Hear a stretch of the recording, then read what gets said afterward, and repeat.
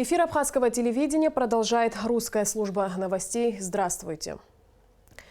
В целях недопущения распространения коронавирусной инфекции COVID-19 в Республике Абхазия сегодня исполняющий обязанности президента Валерий Бганба подписал указ о переносе сроков призыва на военную службу и об увольнении с военной службы с 1 апреля на 1 мая 2020 года.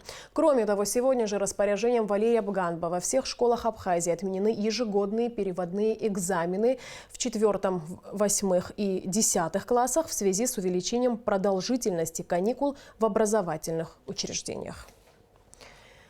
Исполняющий обязанности президента Абхазии Валерий Бганба встретился с предпринимателями страны. Поводом для встречи стала ситуация в связи с угрозой распространения коронавирусной инфекции в Абхазии. В частности, вопросы обеспечения больниц необходимым инвентарем и расходными материалами в случае чрезвычайной ситуации. Валерий Бганба отметил, что на сегодняшний день все усилия бюджета направлены на здравоохранение и помощь бизнес-сообщества также не по масштабам. Например, необходимо приобрести оборудование для искусственной вентиляции легких, тест-системы, маски, дезинфицирующие средства и многое другое.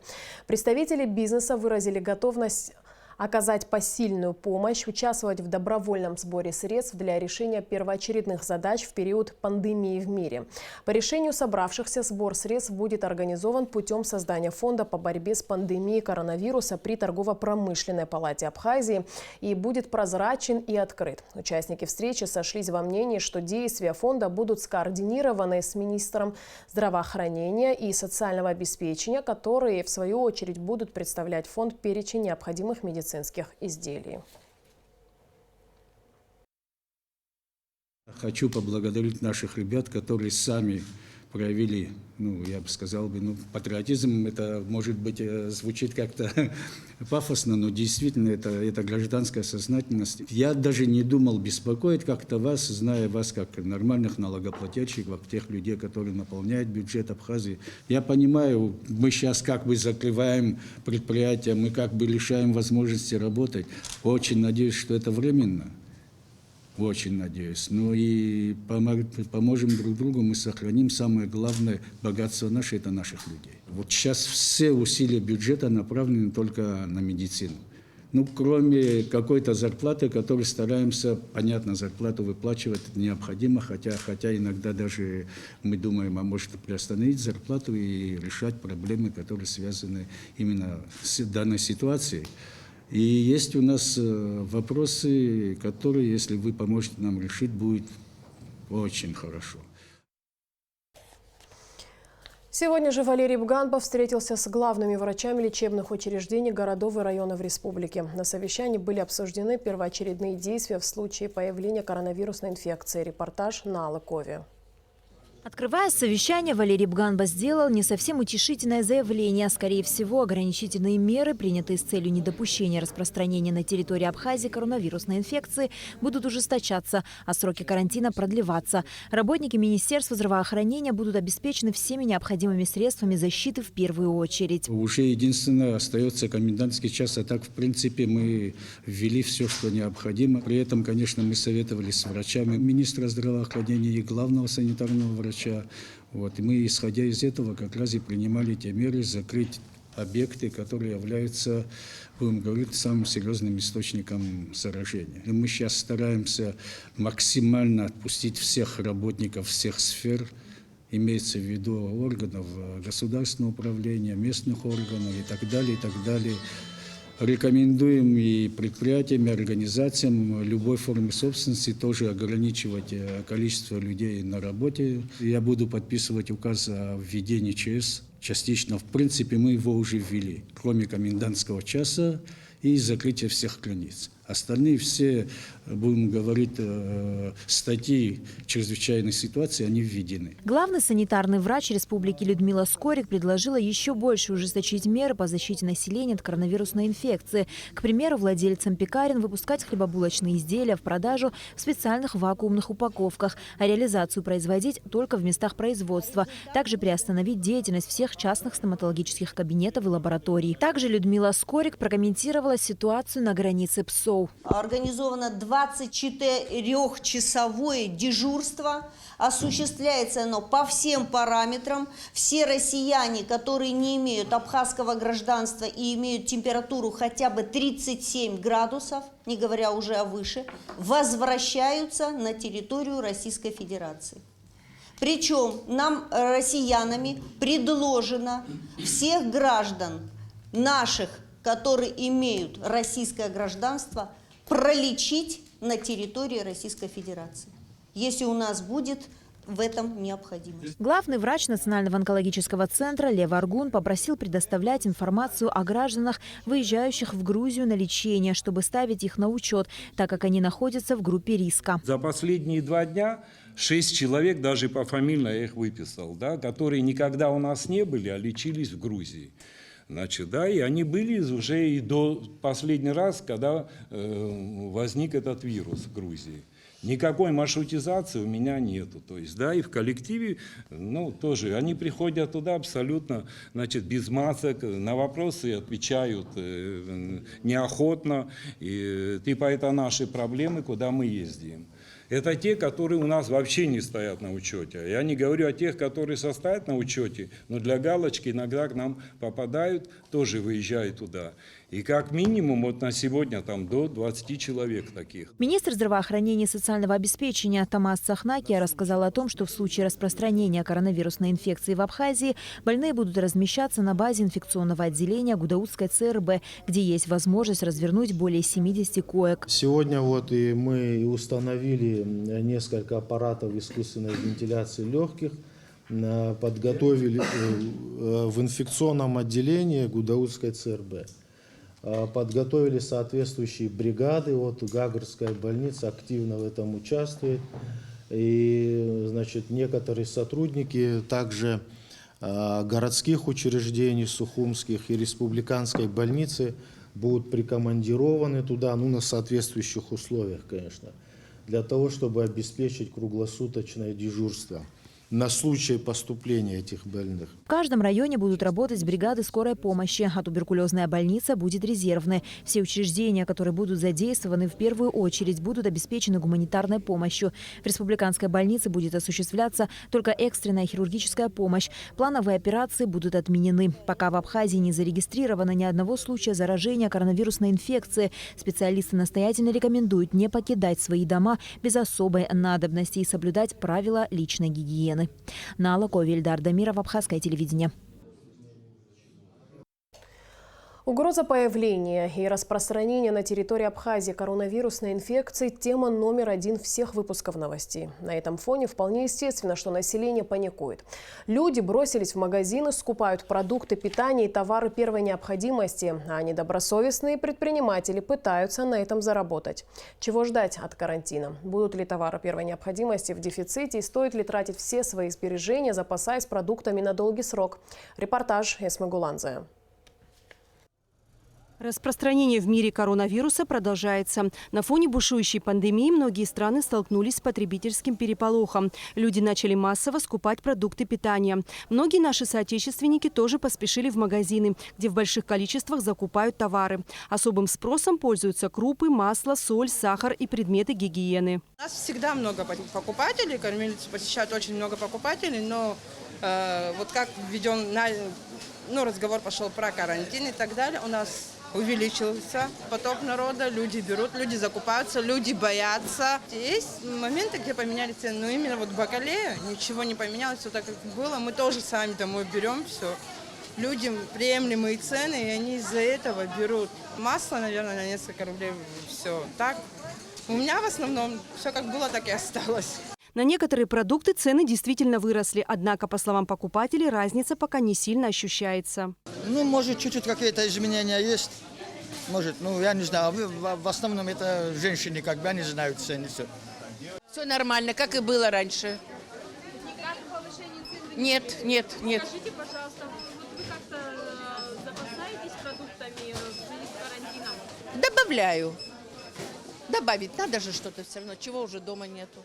Среди покупателей немало и тех, кто не поддается всеобщей панике и в целом относится к сложившейся ситуации философски. Я всегда полагаюсь на разум человеческий, что вот это наша жадность, ненасытность. Я вот, видите, я взяла минимум чего-то малого, и то вот очередь большая я вернула. Я считаю, что все в руках Ханшина Паджи, обзаги, хайзай гохароб, хагуи башатароб, загибзехот хэсгуяна год. Покупательский ажиотаж коснулся не всех магазинов. В некоторых сохраняется спокойная обстановка, и количество покупателей увеличивается только в определенные дни и часы. У нас всегда так же спокойно, немноголюдно, а вчера вот их очень много было. Потому что тут девочка работала сменщица, они сказали, что их очень много было. На ажиотаж, связанный с активной закупкой товаров впрок, отреагировал начальник таможенного поста ПСО Аляс Хишба. Все товары любого назначения завозятся в республику в обычном режиме, так что никакого дефицита товаров не предвидится. Касаемо сегодня товаров, перевозимых через таможенную границу, ограничений нету. Есть ограничения, связанные с иностранцами, которые за рулем этого автотранспорта находятся. Товар, оформление и таможенные процедуры проходят в обычном режиме. Конечно, в условиях карантина самыми актуальными товарами по-прежнему остаются медицинские препараты и средства защиты, которые пользуются большим спросом у граждан. Что касается цен в аптеках, где-то они поднялись, где-то остаются прежними. Этот рост может быть неравномерным, так как запас ранее приобретенных товаров разный. Кроме того, цены в государственных и частных аптеках могут отличаться. И стоит подчеркнуть, что рост цен на импортные препараты напрямую зависит от курса валюты. Масок нет. Ожидается? Маски, возможно, получим. Точно не могу сказать. Продавали за 10 рублей, когда были. Противовирусные, да, есть у нас. У нас есть Когоцел, Амиксин, Ингаверин, Эргоферон. Скажите, за последнюю неделю цены на вот эти же противовирусные, они как-то менялись? Ну, если только совсем немножко. И здесь среди покупателей есть граждане, которые пока не ощутили подъема цен. Цены на питание, я бы не сказала, что поменялись, и на лекарства тоже. Ажиотажа такого нет, конечно, масок нет, и вот антисептиков нет. Лекарств недостатка тоже, в принципе, я не ощутила. На фоне ограниченного количества в республике антисептических средств некоторые аптеки с рецептурными отделами будут самостоятельно их готовить. Цены старые. У нас, конечно, цены старые. Пока сейчас, если будет новый завоз, новый товар и новые медикаменты, это уже зависит от того, как база нам даст. Гели будем готовить. Да, у нас сейчас спиртовые маленькие салфетки, а гели будем готовить. И этот состав приготовим, и этот состав приготовим. Оба состава приготовим будем. Цены на противовирусные препараты и антисептики в разных аптеках разные. Где-то выше, где-то пока остаются прежними. И большинство из них есть в наличии. Сложно найти лишь вот такие одноразовые медицинские маски. Однако специалисты напоминают, что маски не гарантируют полноценной защиты от вирусной инфекции. По-прежнему необходимы регулярная гигиена рук, влажная уборка и проветривание помещений и, самое главное, самоизоляция и соблюдение правил карантина. Эсма Гуланзе, Алексей Баструков, Степан Мартиросян, Абхазское телевидение. В целях мониторинга наличия и динамики стоимости товаров первой необходимости, а именно продуктов питания, лекарственных средств, медицинских изделий, средств дезинфекции и индивидуальной защиты, Государственный комитет по стандартам, потребительскому и техническому надзору совместно с отделом по борьбе с экономическими преступлениями МВД будут ежедневно проводить по всей стране инспекционные проверки объектов торговли.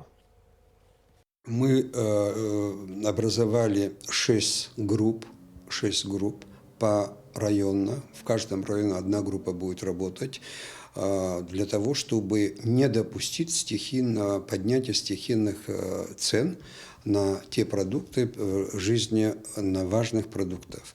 Питания, бензина и особенно лекарственных препаратов. Мы сегодня попытались обеспечить их всеми необходимыми мерами предосторожности. Это маски, перчатки и так далее. То есть они вот с сегодняшнего дня уже приступили к своим обязанностям. Буквально 20 минут назад люди выехали. 400 с чем-то стоит препарат, 800 с чем-то продают его уже. Вот сейчас они поехали, и что самое важное для нас, это мы сегодня обговорили с руководителем Абхазии Саш Баремом, с которым мы и до этого плодотворно работали. Мы сегодня и его сотрудники будут работать в комплексе с нами. Это очень важно, потому что не все вопросы мы можем охватить, а вот у них и полномочий побольше, и поэтому мы сегодня вот с ними начали работать. Даже этот выезд, о котором я вам говорил, тоже совместно с ОБЭПом мы выехали туда. И если будут какие-то серьезные нарушения, вплоть до закрытия всех торговых точек. Госстандарт Абхазии обращается к населению с просьбой в случае обнаружения незаконного повышения цен на товары первой необходимости сообщить по телефону горячей линии с 9 до 18 часов по номеру 777 54 58. Республиканская больница совместно с МЧС Абхазии развернули сортировочный пункт, чтобы избежать смешивания пациентов с повышенной температурой и ОРЗ с пациентами с соматическими заболеваниями. У центрального входа в республиканскую больницу будет установлена палатка, где в случае необходимости пациенты с повышенной температурой будут осматриваться медиками. Тем временем сотрудники медицинского управления МЧС уже вторые сутки несут дежурство на российско-абхазской границе. За это время больных коронавирусом выявлено не было. Однако гражданин Российской Федерации с температурой 38 градусов был остановлен на границе и отправлен обратно.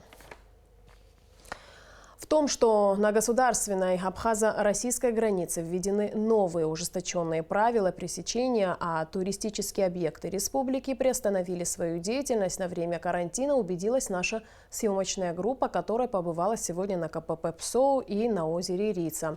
Репортаж об этом смотрите в завтрашнем выпуске новостей.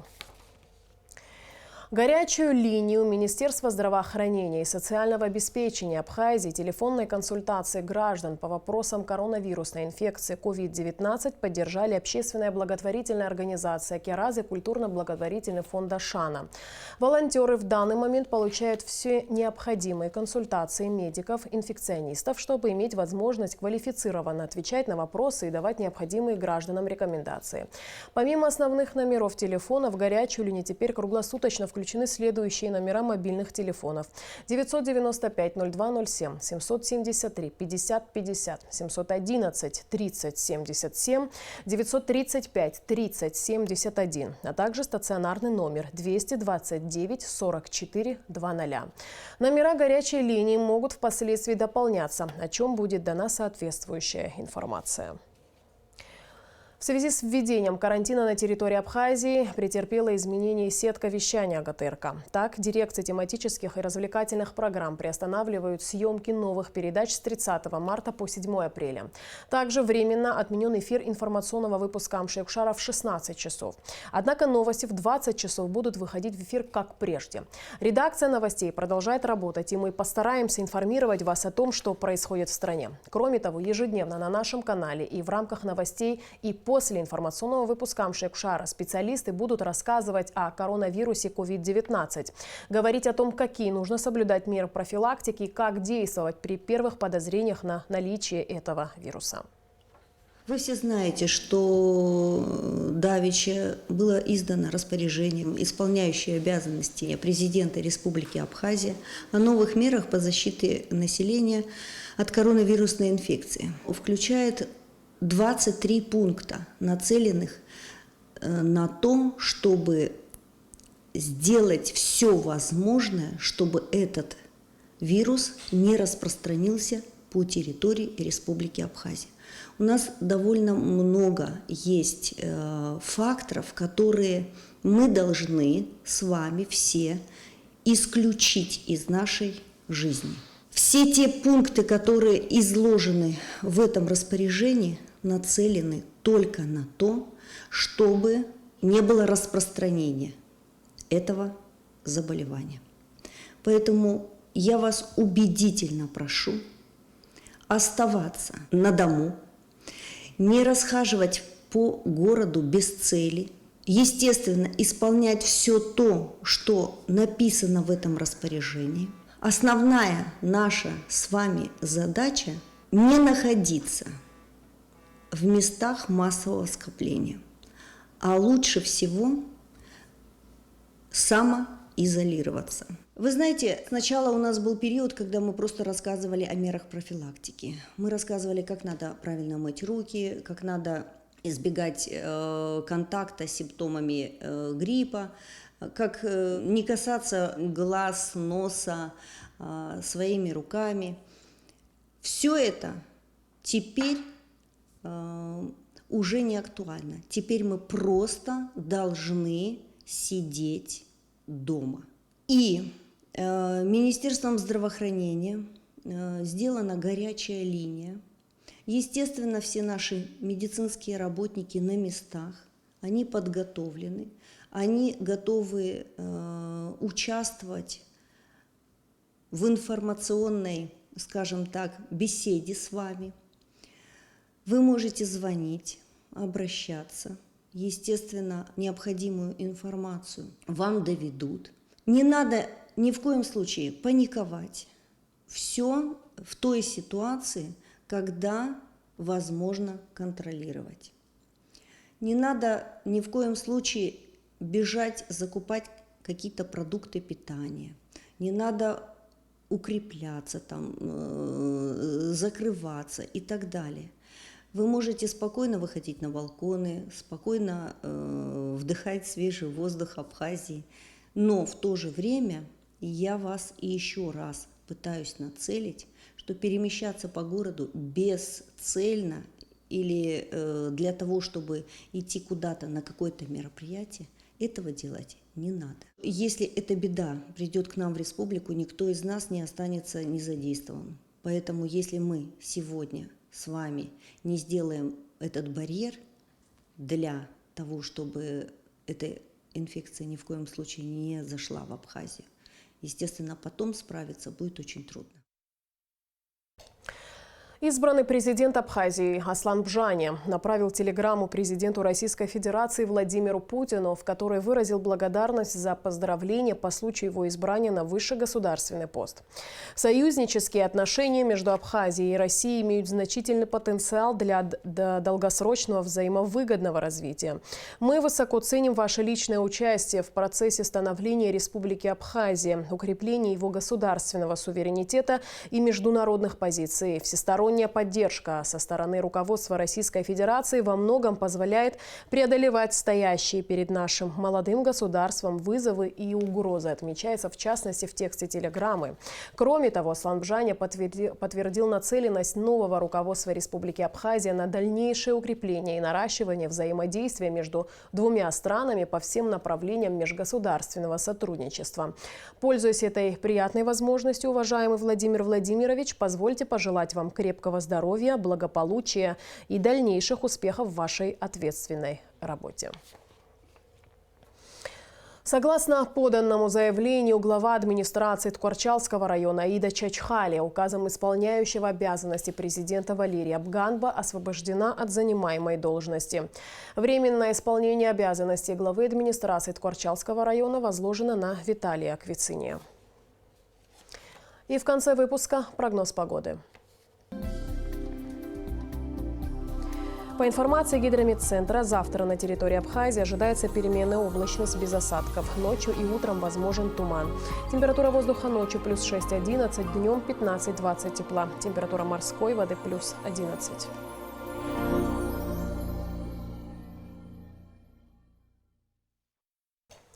На этом наш выпуск завершен. Всего доброго и до встречи в эфире.